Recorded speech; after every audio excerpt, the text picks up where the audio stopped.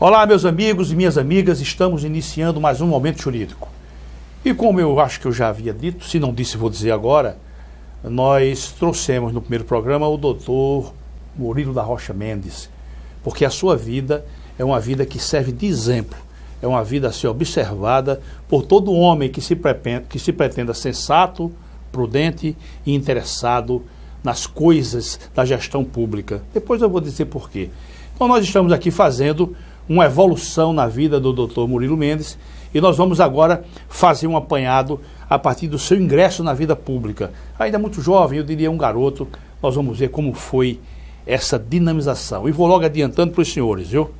O Dr. Murilo Mendes esteve em 2 oportunidades cotado para governar o estado de Alagoas. Mas as coisas da vida, que ele vai dizer o que foi, desviaram. Mas ele esteve em 2 oportunidades envolvido em reais possibilidades de ser o nosso dirigente maior.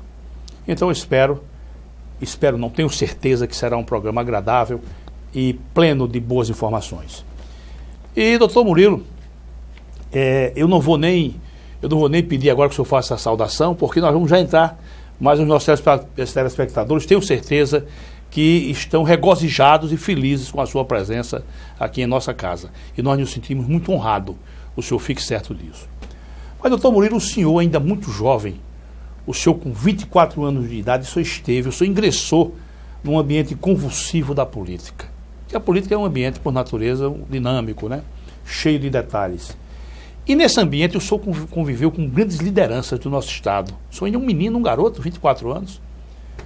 Foi com a idade que eu me formei, não sabia de nada da vida. Como foi esse evento, como foi essa efeméride na sua vida? O senhor, um garoto, de repente o senhor está ali próximo àqueles próceres, aqueles hierarcas da nossa política. Como foi isso? Não foi, na realidade, um início logo na função. Eu fui contratado, recém-formado, tinha uma vida política estudantil bem agitada, bem vivida. O senhor foi presidente do diretório? Fui presidente do diretório de direito, quebrando uma praxe da casa que só os do 4º e 5º ano poderiam ser candidatos. Eu fui no 2º ano, no início do 2º ano, e venci a eleição. Me desmanchei em propostas, em questionamentos. O fato é que eu comecei a ser alguém que não se perdia no meio da multidão. Muito bem. Então, como eu tinha feito a campanha O Petróleo é Nosso, arrostando a fúria policial, que naquele tempo ninguém entendia bem que estávamos lutando pelo futuro do Brasil. Então, eu fui chamado pelo doutor Lidlon Mota. Eu quero dizer isso porque eu estou perplexo com o que está vendo na Petrobras. Então, eu fui chamado pelo doutor Lidlon Mota para assumir um emprego na Petrobras da mais alta confiança dele, que era na secção de compras, para que eu pudesse estar, ou ser ele ali naquela comissão. Na verdade, o senhor era um longa-manos dele, né? Uma mão longa dele lá. Exato. Então, mas eu fui, não sem antes recusar, por vários motivos. Certo. Um deles é que eu teria, junto aos meus amigos, constrangimento, porque eu defendi a Petrobras e, no final de contas, vou me locupletar no emprego, uma paga por conta disso. E não era meu ideal, não tinha preço. Não estava na sua esfera de previsão. Não, nem de longe. Então, eu disse, não vou, doutor, minha vocação é advogar. Eu estou determinado, eu vou ser advogado. Então, ele me seduziu com uma proposta irrecusável. Vamos criar aqui no Serdeste, que era o setor de exploração de todo o Norte e Nordeste, uma procuradoria. E você será o primeiro procurador da Petrobras na minha área de condução. O fato é que foi criado o setor, eu já estava formado há dois meses e pouco, e o doutor Mota não me nomeou. Eu fui a ele pedir audiência ao secretário dele, Durval. O senhor foi a ele, né? Fui a ele e disse: doutor Mota, eu vim dizer ao senhor que a partir de agora não sou mais funcionário da Petrobras. E quero lhe dizer ainda mais, que honrei todos os compromissos que eu tinha com a Petrobras. E o senhor não honrou o compromisso. O senhor disse isso a ele? Disse a ele, cara a cara. Ele não ficou com raiva, porque ele mandou o engenheiro, o substituto dele, doutor Alceu, à minha casa, dizer que não aceitava a minha demissão, a minha saída. Certo. Mas eu, então, você vê só, eu ganhava 22 contos de réis naquele tempo, era dinheiro de capitão do céu. Era uma bela grana, né? Era. Mas eu deixei isso porque eu era mais importante do que as circunstâncias. Então eu fui, Paulo conversando com Alba, a primeira-dama do Estado, minha Paulo, prima. seu irmão. Paulo, meu irmão, já formado, já com concurso prestado para juiz de direito. Então disse a Alba que eu tinha feito um desatino, tinha deixado um emprego bom por conta disso, daquilo. Ela disse, não, ele está formado? Está. No dia seguinte eu recebi o recado para me apresentar em Palácio. Certo. Então eu fui contratado para assessor técnico do governador do estado, que é do Muniz Falcão, que voltava de uma vitória estrondosa contra os usurpadores do mandato. Então, com 3 meses, eu quero apenas mostrar que uma série de circunstâncias... O senhor já conhecia o Muniz antes? Não. Quando eu estou... Um minutinho só. Telespectador, eu estou me referindo ao governador Muniz Falcão. Quando eu falo Muniz, não vai nenhuma falta de atenção. Eu sabia quem era ele, porque ele foi um grande delegado regional do trabalho. Certo. Mas o senhor não tinha contato com ele? Não tinha. Doutor Muniz, me diga uma coisa. Antes de fazer uma outra pergunta ao senhor, como era o Muniz assim de perto? Como era? Eu explico por que a minha pergunta. Eu quando era garoto, eu via nas casas, eu posso dizer, a grande maioria das casas do meu nível social, eu via uma fotografia do Muniz. Eu tenho um senhor, seu Jarbas, pai de um amigo meu, Robson, que ele tinha lá na sala mais importante da casa dele uma fotografia do Muniz. Como era o Muniz no trato, hein? O Muniz era um estadista. O Muniz, eu acho que ninguém o definiu na sua inteireza. Era um homem que tinha olhos de lince para o futuro, que tinha compromissos com o povo e nem por isso se fez populista. Muniz colocou a dignidade do cargo acima de qualquer concessão e o exerceu em sua integridade. Então eu fui, como eu estava ali narrando, eu fui conhecer Muniz do processo de convivência. Eu era assessor técnico dele. O senhor foi secretário de Estado dele. Depois, eu era assessor técnico dele e começamos a nos familiarizar. E por uma dessas coisas, o secretário de então, doutor José Reis dos Campos, adoeceu da vista e teve de fazer uma operação melindrosa no Eldorado da oftalmologia brasileira, em Campinas, São Paulo. E eu fui surpreendido com a portaria do governador, me designando para responder pelo expediente da Secretaria. Era a Secretaria dos Negócios de Estado, era? Secretaria de Estado dos Negócios do Governo. A Secretaria de Estado dos Negócios do Governo. O que é que tratava essa secretaria, doutor? Tratava de tudo, porque era essa secretaria que encaminhava, que selecionava, que distribuía processos. A agenda do governador, por exemplo, quem era? O Muniz nunca deixou ninguém fazer a agenda dele. Ele tinha esse compromisso. Ele fazia a agenda. Pois chegasse um deputado falar com ele, quem é que ia? Só entrava conversando comigo. Ah, E certo. para eu seguir as orientações que ele me passava. E nós tínhamos um código, inclusive, secreto de comunicação da minha secretaria, que era da antessala do Palácio, para o gabinete dele. Tínhamos os toques no interfone, que naquela época ainda funcionava com pilhas de quase 2 quilos. E esse pessoal só entrava Eu sei, com beneplácito. doutor Murilo, ele chegou alguma vez para o senhor, chegou alguma vez para dizer assim para o senhor, doutor Murilo, olha, eu não quero receber aquela pessoa. Chegou a dizer para o senhor isso? Algumas vezes. Não quero receber. Tem fulano tal que vem aqui com pleito aí, que eu não considero justo. Você vê se você dá uma forma aí, eu não quero conversar sobre isso. Já aconteceu? Certo. E isso é normal. O doutor Murilo, veja bem, só para também conhecimento dos nossos telespectadores.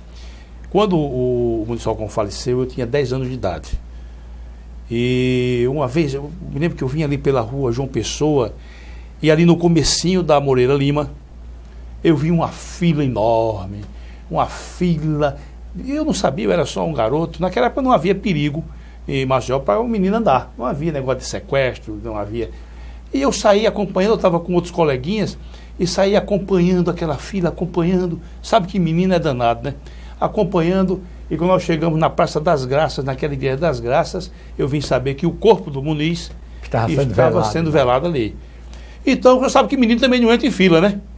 Aí eu saí por ali também, e quando eu olhei, estava assim muito próximo do caixão, e apesar de ser um garoto, nunca esqueci disso, essa imagem ficou. Foi a primeira vez que eu vi um caixão com vidro. Até então eu só tinha visto o caixão fechado. E no dele eu me lembro que eu vi, era um caixão de vidro, e aparecia o rosto dele, cabelos grisalhos, bem grisalho, bigode, bem grisalho e tal. Isso eu nunca esqueci. Por isso que eu faço essa pergunta ao senhor com muita curiosidade, né? Porque Muniz ficou assim na minha memória de criança, como uma grande personalidade. Aliás, nas minhas pesquisas eu vim saber que houve 2 grandes funerais no estado de Alagoas. 2 grandes funerais, os maiores funerais.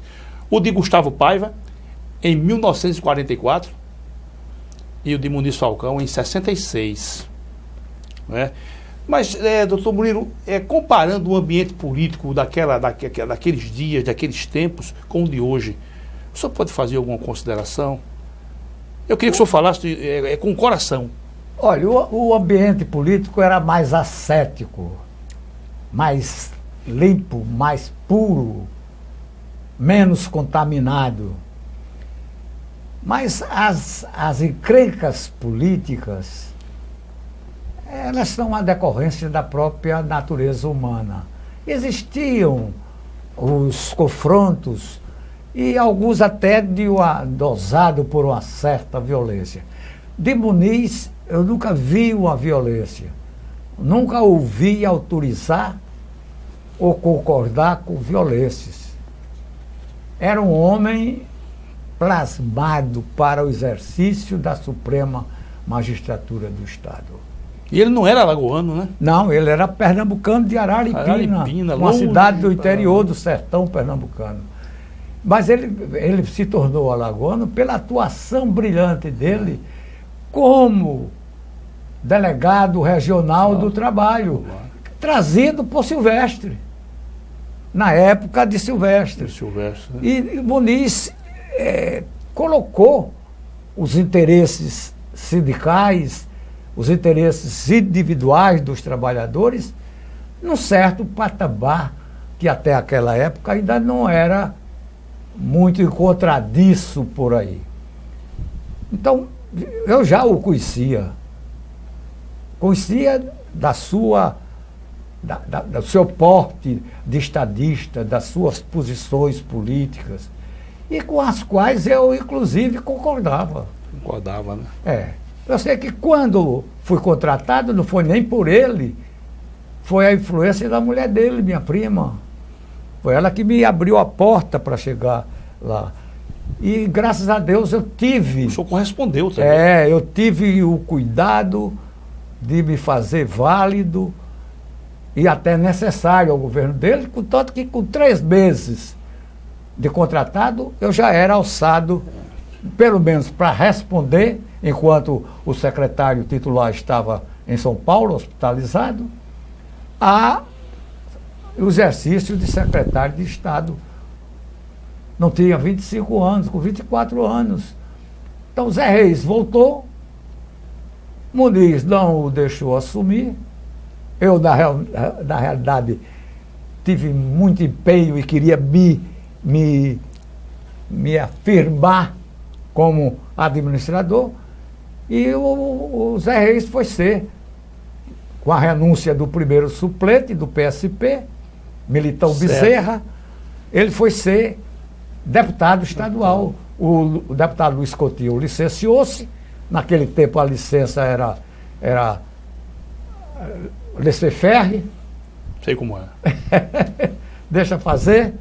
E ele assumiu um cargo de secretário, de deputado estadual. E o senhor permaneceu? E eu permaneci até o fim do governo dele. Doutor, antes que me passe em branco aqui, eu vou lhe fazer uma pergunta e quero deixá-lo bem à vontade para responder da melhor forma, até para não responder se não quiser.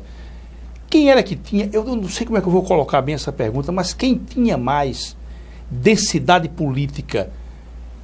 Veja bem a pergunta que eu vou fazer ao senhor. O Divaldo Suragi, ele foi eleito em certa ocasião com quase 90% dos votos. Uma coisa fenomenal. O Muniz Falcão, por sua vez, nas minhas pesquisas, ele disputou uma eleição onde ele derrotou dois hierarcas da política alagoana, o Rui Palmeira, avô do nosso prefeito, e o senador Arnaldo de Melo.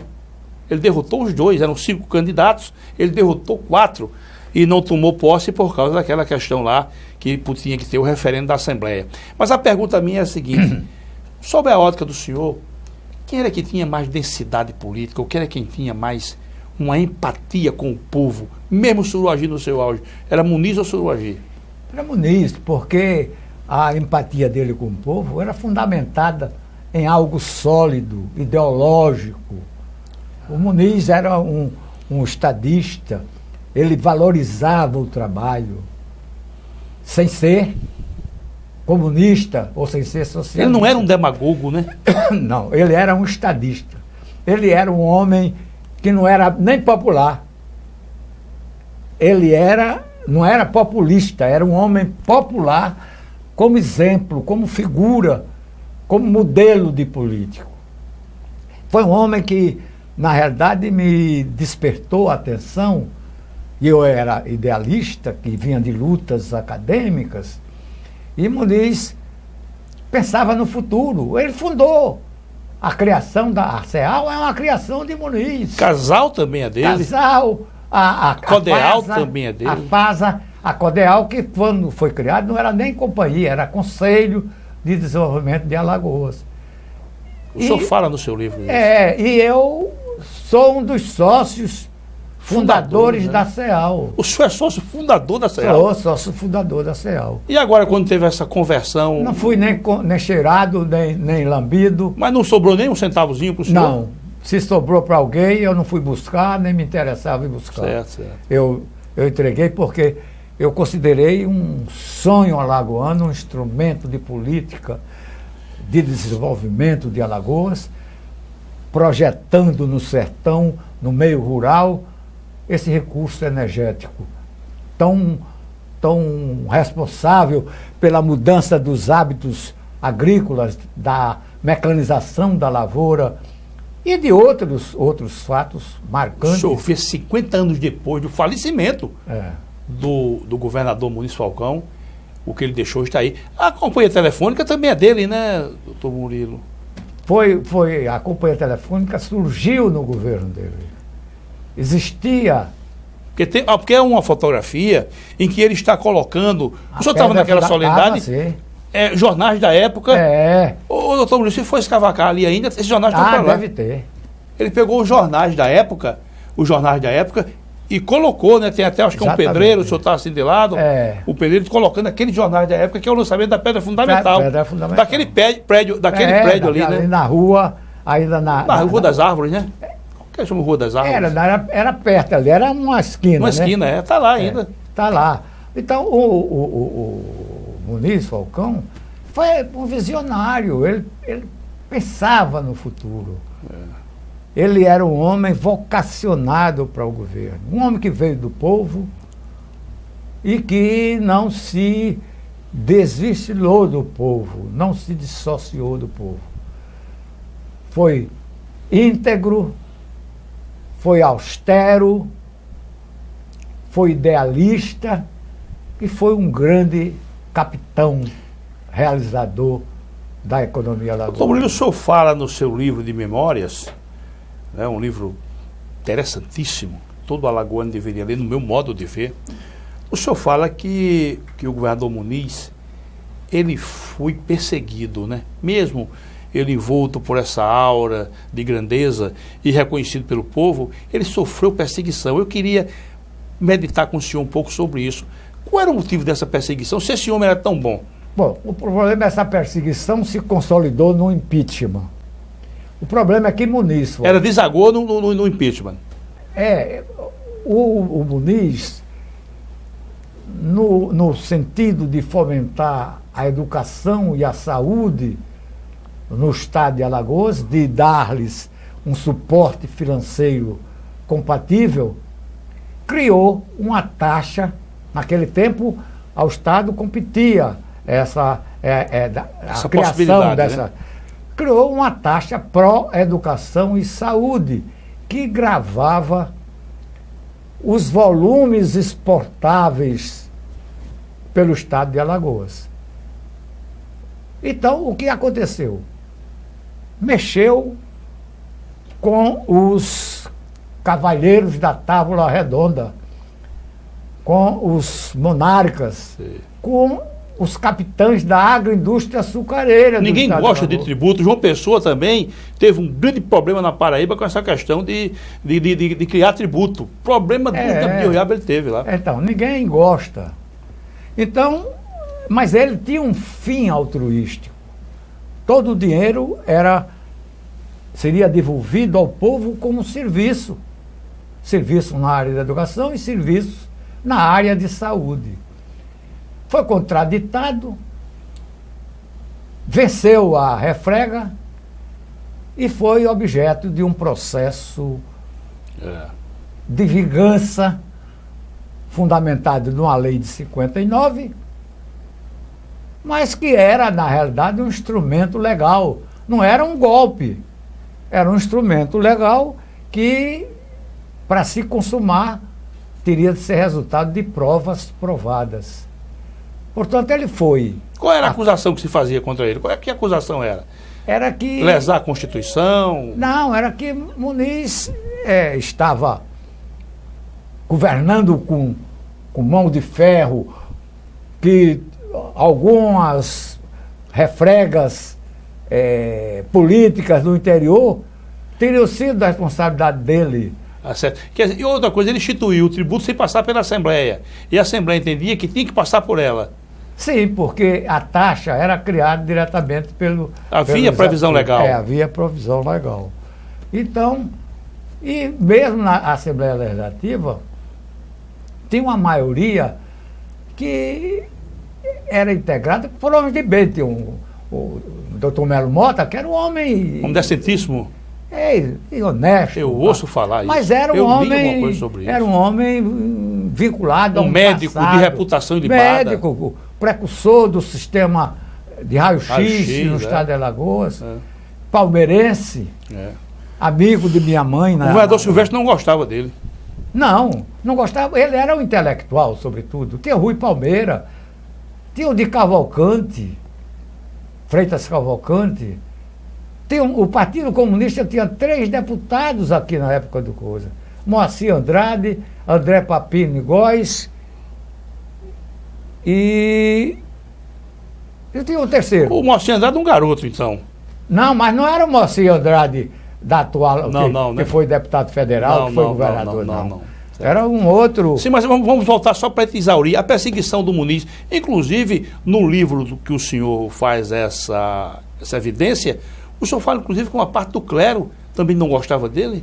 Que coisa. Não digo a parte do clero, alguns elementos do clero. Eu gosto sempre de não massificar, certo. porque o clero não pode responder pelos atos de... Quem era aquele arcebispo da época que aparece nas fotografias? Dom... Adel Machado, é? Não, o Adel Machado era coadjutor. Era Dom Farias. Esse não era inimigo dele, porque estava naquelas solenidades todas, ele estava lá presente? O arcebispo metropolitano, Dom Ranulfo Farias. Dom Ranulfo. E se dava bem com o governador Muniz? O Dom Ranulfo era um príncipe da igreja. Certo. Ele sabia até onde... então eram figuras isoladas, né, do clero, figuras isoladas.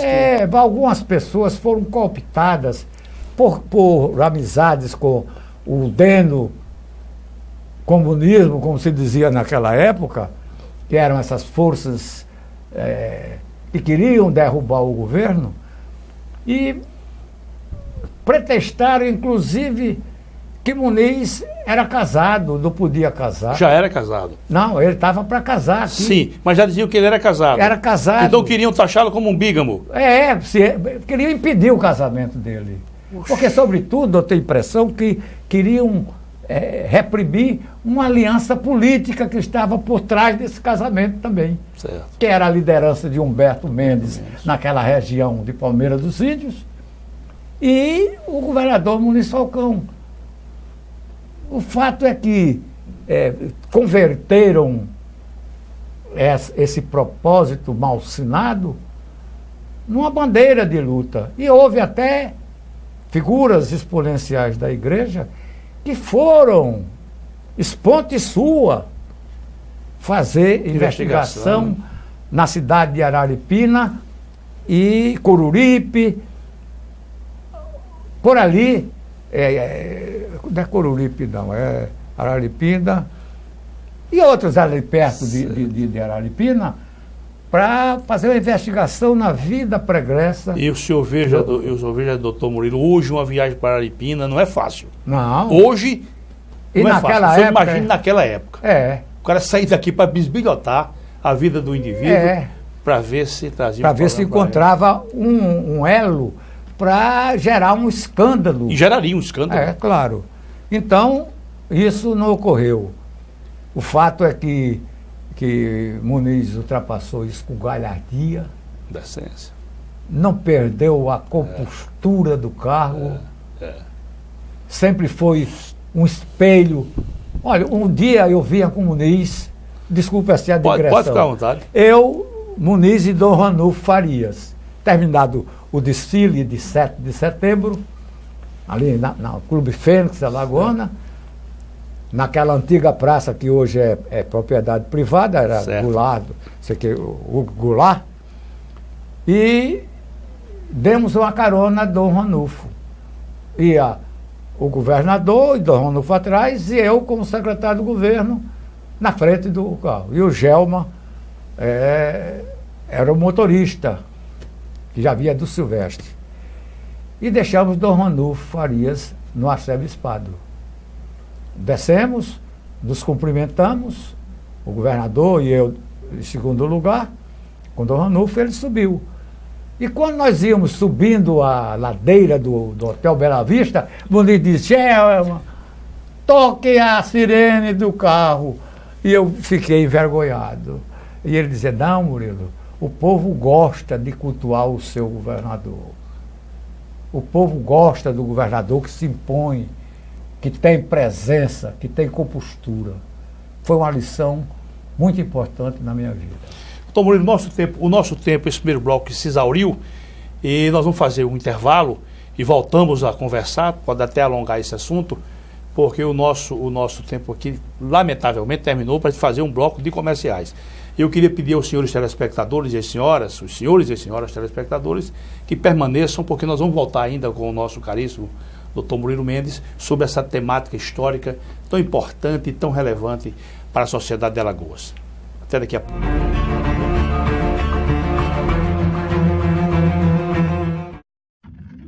A CL Investimentos é uma empresa que trabalha com imóveis próprios. Quando precisar locar ou comprar um imóvel, procure a CL Investimentos. Aqui só locamos e vendemos imóveis próprios. Por isso, damos garantia de um investimento seguro. ACL Investimentos, Rua Durval Guimarães, Edifício Leonardo da Vinci, Ponta Verde. Fone 3327-3911.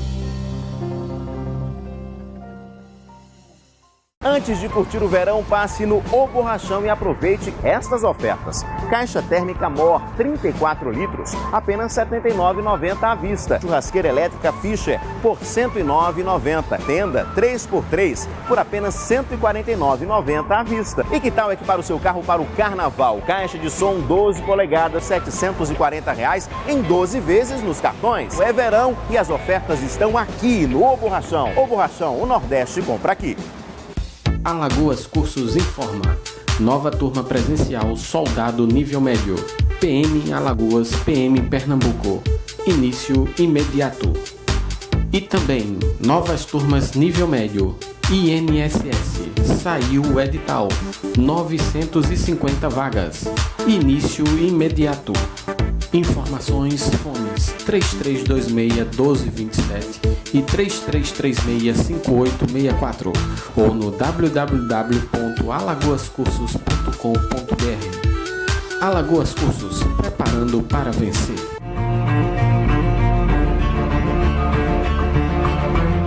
Retornando, meus amigos e minhas amigas da TV Mar, canal 25, televisão que abriga o nosso momento jurídico e que nós o conduzimos no mais elevado interesse dos senhores e das senhoras.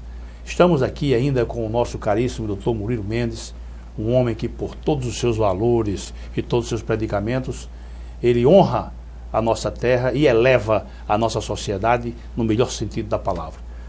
Mas, Dr. Murilo, me diga uma coisa, para a gente retornar a nossa conversa aqui. O governador Muniz Falcão, ele foi realmente um fenômeno político que justifique o seu nome ser lembrado ainda 50 anos depois do seu falecimento? Eu tenho um ditado popular que eu considero muito: quem planta, colhe. Muniz realmente plantou essa figura carismática do homem que colocava o seu governo a serviço do povo, e mais do que colocar, e que realizou obras vocacionadas para o bem-estar do povo. Este é o fundamento maior. Não é porque ele tinha os olhos pretos ou castanhos, ou o cabelo estirado ou ondulado, mas porque ele, na realidade, era uma pessoa fiel aos seus princípios. Doutor Murilo, mesmo hoje, nesse esquema diferenciado de se fazer política, teria vaga ainda para Muniz Falcão? O senhor acha? Olha, é difícil, porque a política é muito escrava das circunstâncias. Hoje, por exemplo, para mim, eu não faria mais política. Não só por causa da idade, mas, sobretudo, pelas concessões, muitas delas espúrias, a que eu sempre me recusei conceder.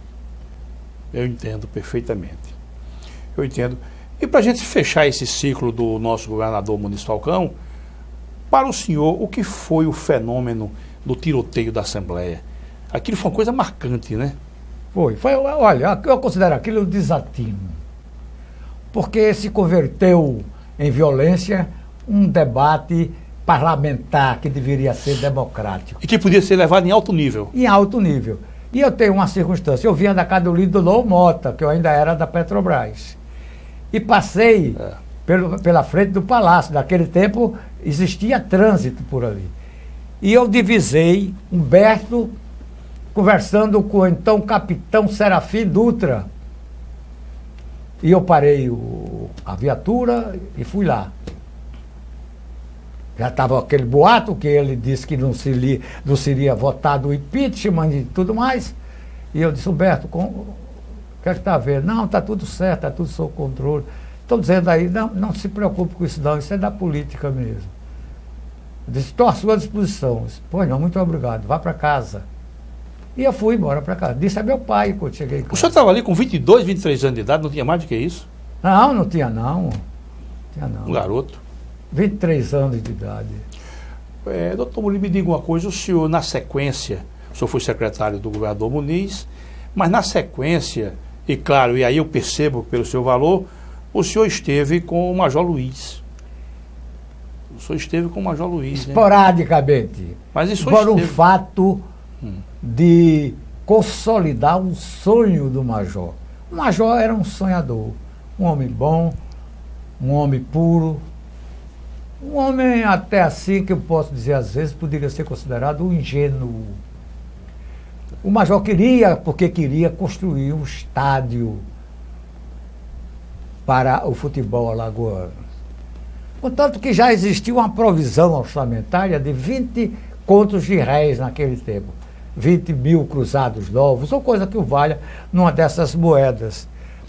E um dia no despacho, chamou Napoleão Barbosa e disse: Napoleão, eu queria construir esse estádio. Napoleão tinha uma vida esportiva muito frutuosa no CSA.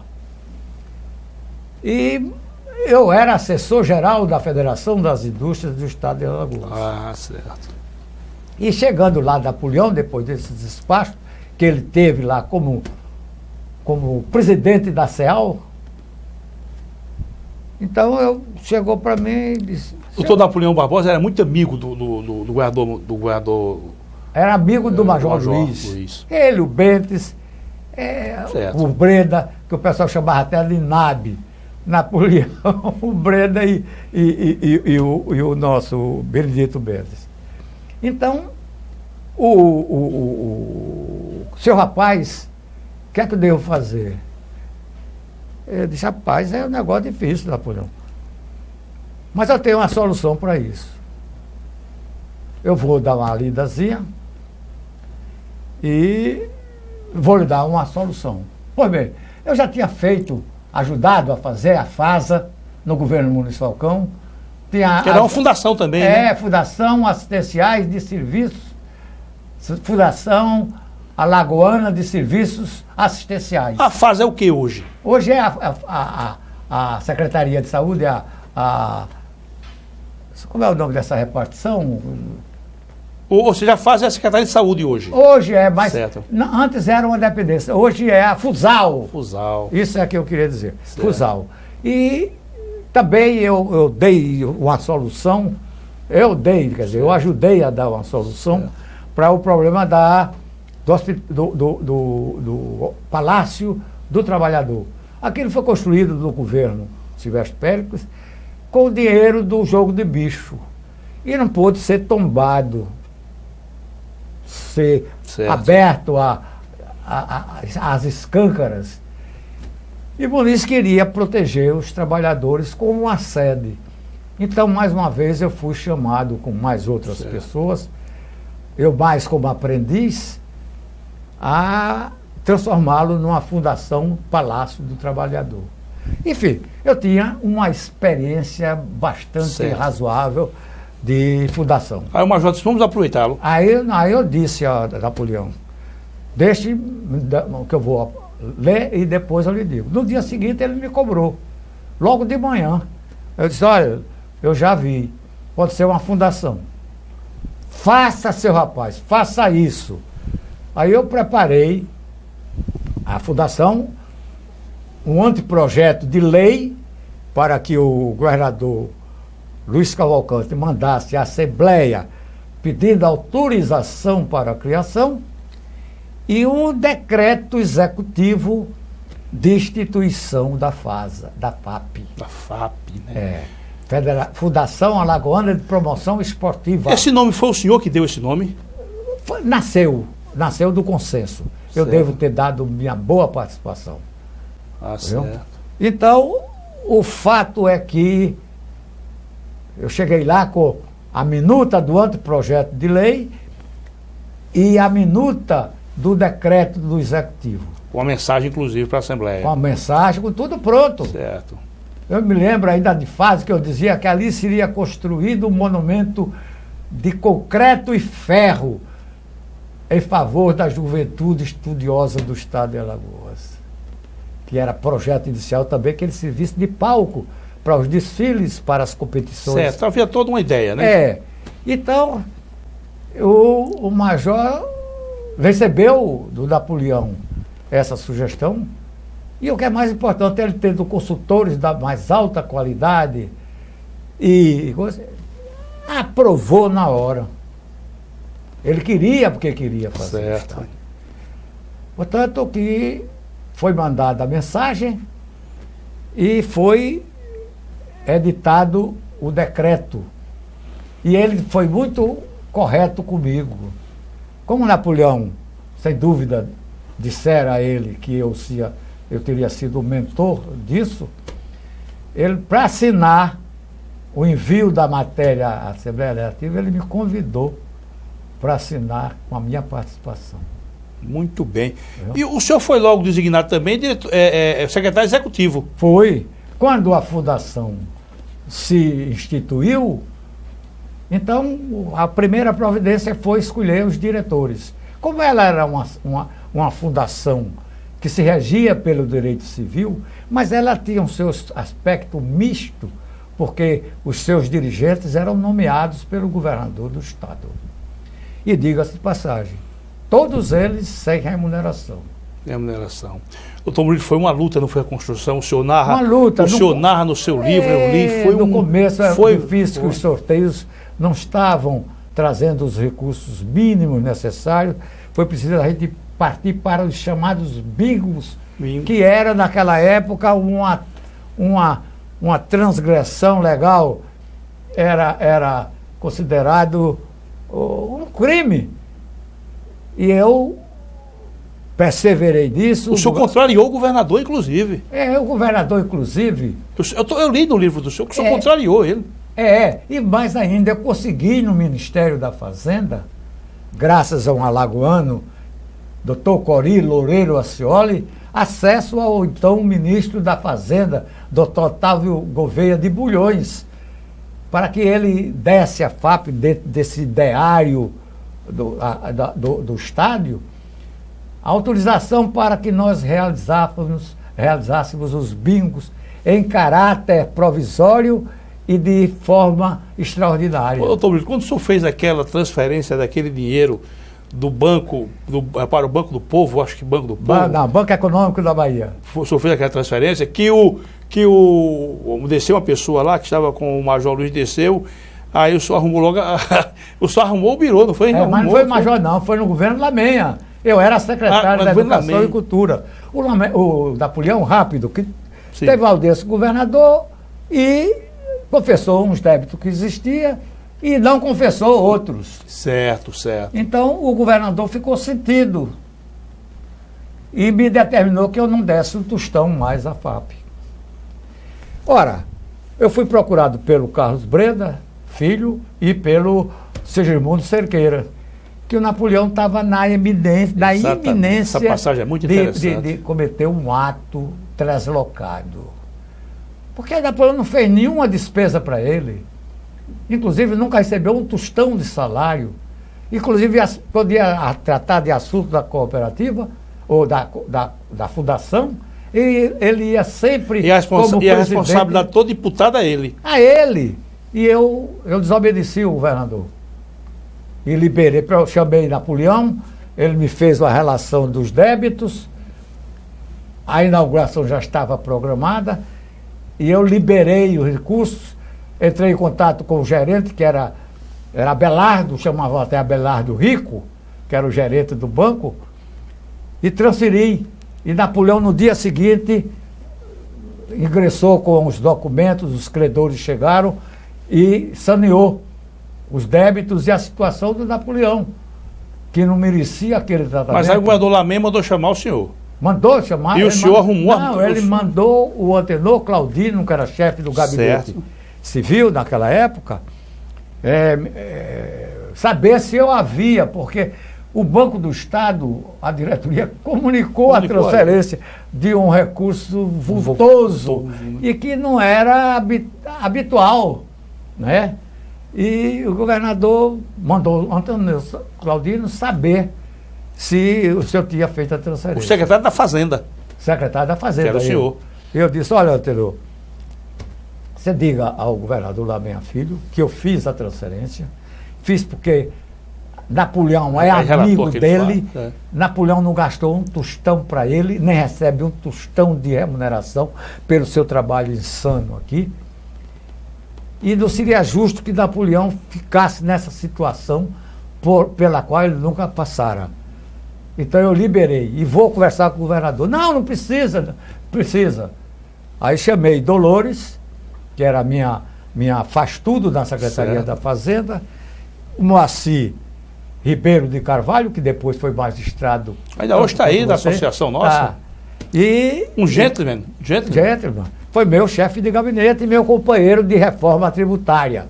Pois bem, e disse, arruma uma coisa aí que eu vou romper com o governador agora, que eu descumpri uma determinação dele, conscientemente. E fui lá e quando fui entrando, o governador estava em mangas de camisa lá do salão de despacho e disse, veja, doutor Murilo, que é filho de governo, está nascendo grama até na porta de entrada do palácio.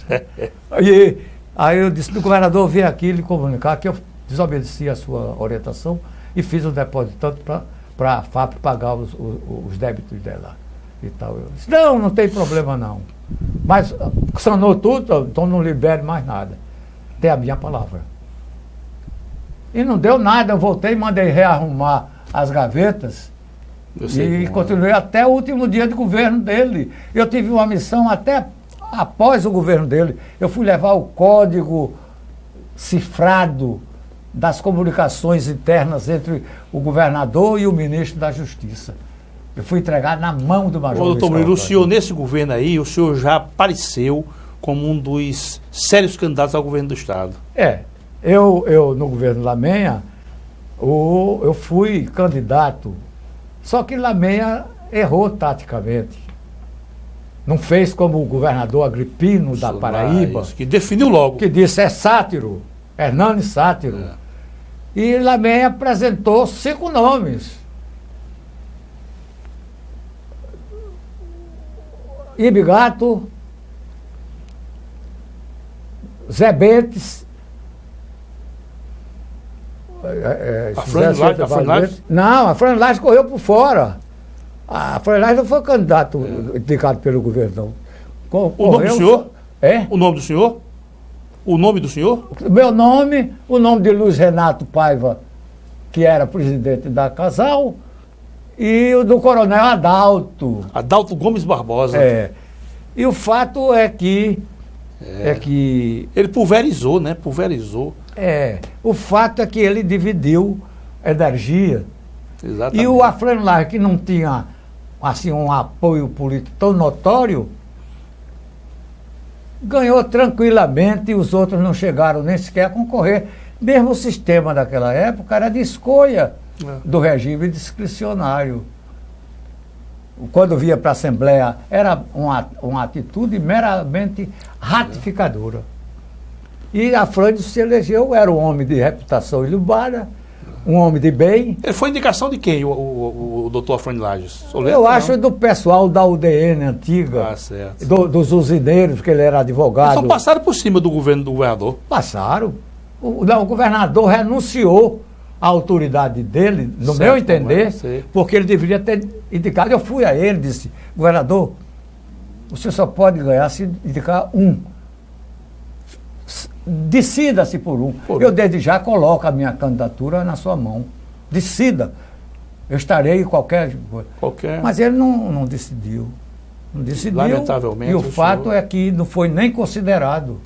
Não foi nem considerado. Doutor Murilo, rapidamente, o senhor foi secretário da Fazenda. Algum feito marcante do senhor na secretaria? Algum feito? Deve ter vários, mas eu digo um que o senhor realça. Não, a coisa que eu mais me orgulho é que eu modifiquei a face do fisco do Estado. eu dei ao fisco do estado de Alagoas uma nova reputação, porque conceito é aquilo que a gente tem de nós mesmos, e reputação é aquilo que nós passamos para terceiros, para o povo.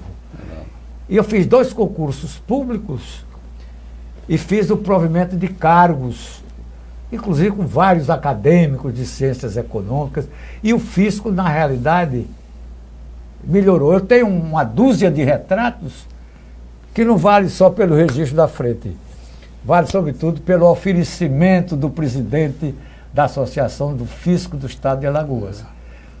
O Benedito de Lira, hoje senador, era o orador oficial da associação e dezenas de vezes foi ao meu gabinete me prestar homenagens várias pelo meu trabalho em prol de um fisco, na realidade, capaz e respeitado. Respeitado, né? Doutor Murilo, o senhor depois, para a gente já ir evoluindo, o senhor depois serviu ao governo e à sociedade alagoana, claro, no governo do Divaldo Suruagi, na condição nobilitante de secretário de Educação e Cultura. Deixa eu só relatar um fato. Uma vez, me permitam, senhores telespectadores, uma vez eu vi o senhor é secretário da Fazenda, o senhor estava com o padre Teófanes, eu estava com meu pai ali por perto, eu sei o que estava fazendo ali, era uma solenidade, e eu fiquei olhando para o senhor assim, eu tinha 12 anos de idade, fiquei assim olhando, o senhor ainda bem jovem, mas o respeito que aquela solenidade imperava, eu estava com meu pai ali, eu nunca esqueci, eu estou conversando com o padre Teófanes, o senhor ali muito respeitoso, conversando com ele, num ambiente elevado. Maravilha, eu não esqueci mais. Eu ajudei muito a ideia do padre Teófanes, do SESMAC. Como secretário da Educação, ao lado de Medeiros Neto e do seu colega de magistratura, Orlando devia ser um garoto, né? Devia ser um garoto. Mas era funcionário da Secretaria da Fazenda, ou da Educação, e um dos interessados pelo SESMAC. Então, eu consegui vários cursos, autorização do Conselho Nacional de Educação, sob as asas do ministro Ney Braga, que me autorizava a ir lá em nome dele para conseguir o apoio. Eu sou professor fundador do SESMAC. Já dei aulas de direito tributário, de direito financeiro, na época em que eu era secretário da Fazenda, e não persisti porque eu não tinha tempo físico para dar uma aula boa e não queria cair no ridículo de vários professores que compareciam à sala e não nos agradavam. De desprestígio. Doutor, me diga uma coisa, o senhor foi no governo do Suruagi, secretário de Educação. Como é que foi essa passagem do senhor? Rapaz, eu fui um secretário muito presente. Foi coisa muito dinâmica, eu pude perceber isso nas fotos. Nós revolucionamos a categoria dos professores. Doutor Murilo, o senhor não queria aceitar a Secretaria de Educação. Não queria. Mas o governador Suruagi esteve em sua casa e disse, e ele assumiu o compromisso com o senhor de lhe indicar para o governo desde que o senhor fizesse uma boa administração. Foi isso, mais ou menos? Exatamente isso. Inclusive, ele teve que recorrer à sua esposa para dar mais uma espécie de energia ao senhor. No âmago do meu lar. Ele chegou com aquele carro, um Galaxy, que ele era presidente da Assembleia e já escolhido governador, e disse para a minha mulher... O senhor narra esse episódio no livro? Narro. Ô Salina, o Murilo quer ser governador do estado cobrando imposto.